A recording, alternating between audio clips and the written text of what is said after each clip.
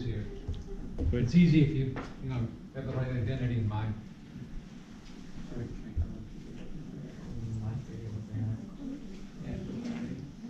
Okay, the cosine of 1 minus sine, Yes. Just write down what we're getting. right? Sine of 2x is cosine of x. You could solve it by graphing. So if you have, this has a wavelength of pi.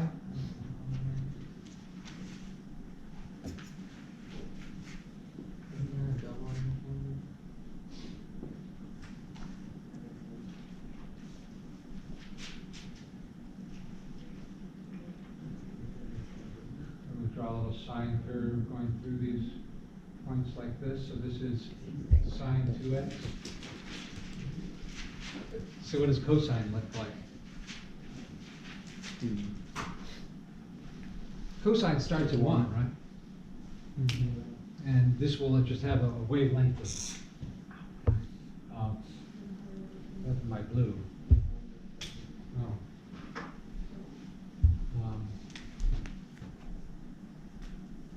So it's got a wavelength of 2 pi, right? So you can see it does that. So you see there's a point of intersection here, point of intersection here, point of intersection there, point of intersection there. And those are going to be the 4 solutions to this equation.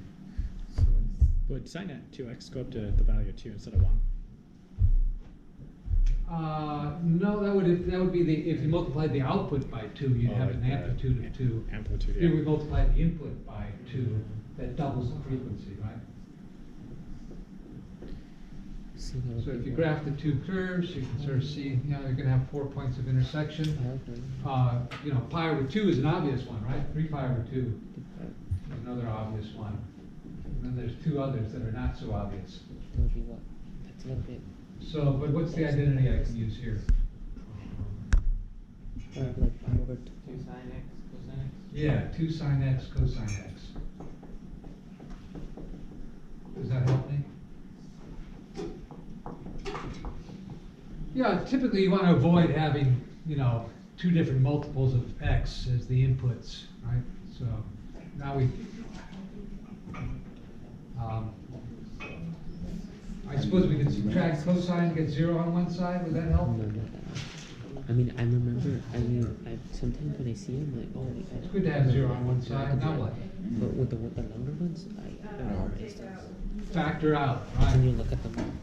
So you can factor out cosine x.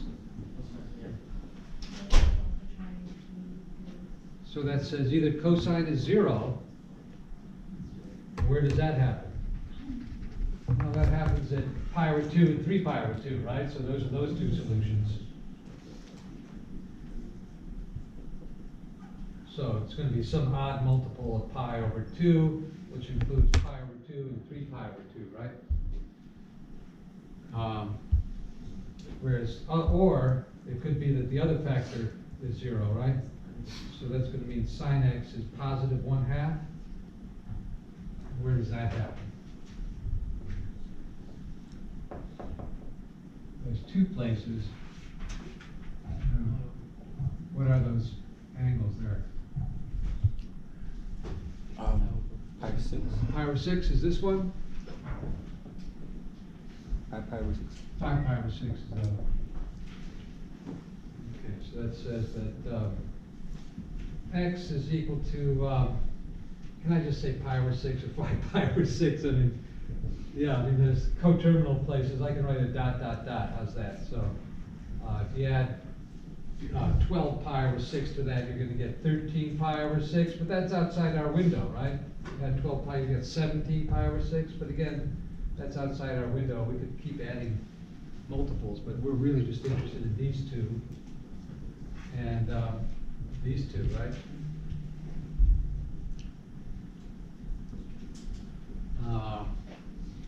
And so this is pi over 6 here. Does that seem like about pi over 6? Yep. Sure, about 1/3 of the way to pi over 2. And this is 5 pi over 6.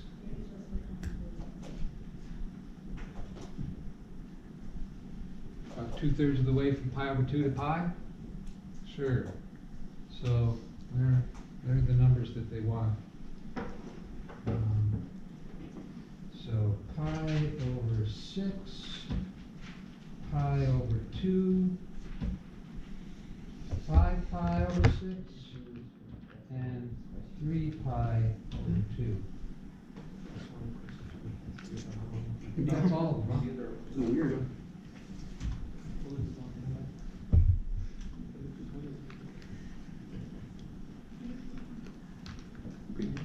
Yeah. Always satisfying to get the green check. Really aggravating. You don't like the green check? Because you get the red X. Yeah. Well, if you get the red X, that means you didn't get it right.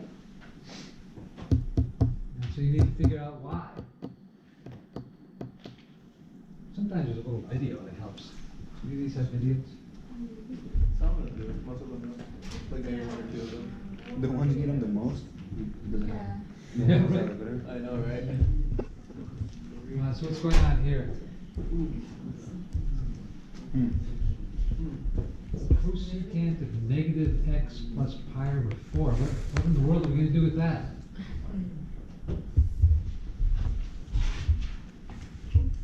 Well, there's a big problem here. What? You have to isolate the cosecant. Yeah, so if you divide both sides by 10, you get the cosecant is negative 2/10.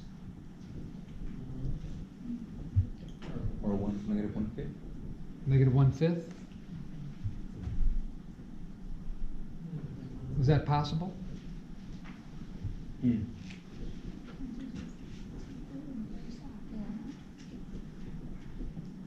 Here's the sine curve.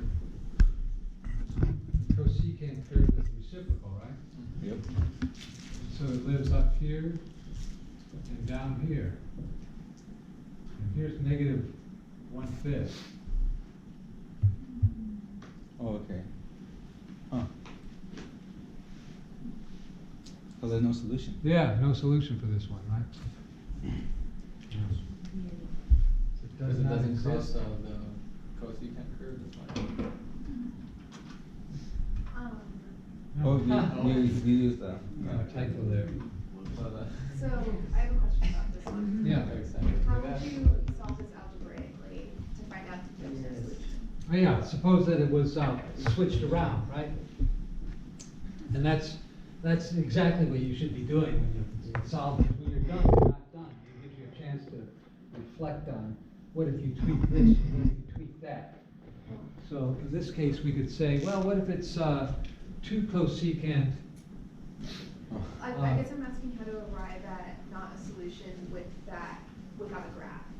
Oh, without a graph. Yes, how to do Well, it algebraically. all right, well, let's put it back to the way it was. And it was negative x plus pi over 2 here. Pi over 4. Oh, pi over 4. And that's equal to negative 2. So you'd solve for cosecant. And that's negative 1/5.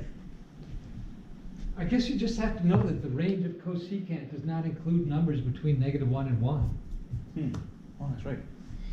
So when you go to, solve for x, you're going to be saying that well, how about this?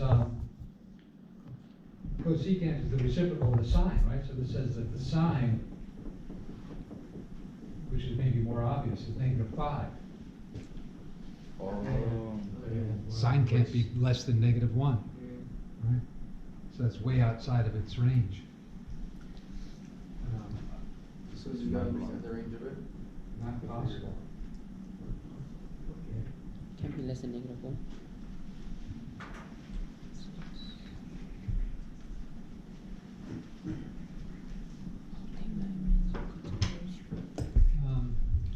I didn't get so good sometimes. I'm just,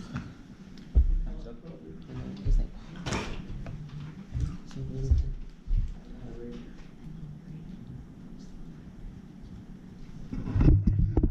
So let's see, what happens if you say sine of x equals negative 5?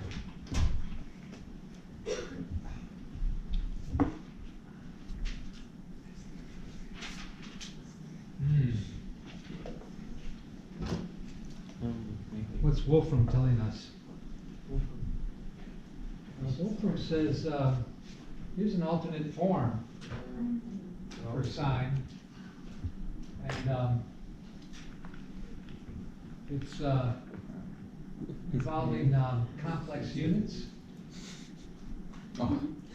All right, so first they show it graphically that, clearly -5 is outside the usual form. But then they give you, that. So this is what we're going to be looking into in chapter 8. E to the ix turns out to be a complex number. I is the imaginary unit, right? Square root of -1. So if you have e to the ix, it turns out that's cosine x plus I sine x. It's a complex number. And so when you multiply this out, you're going to get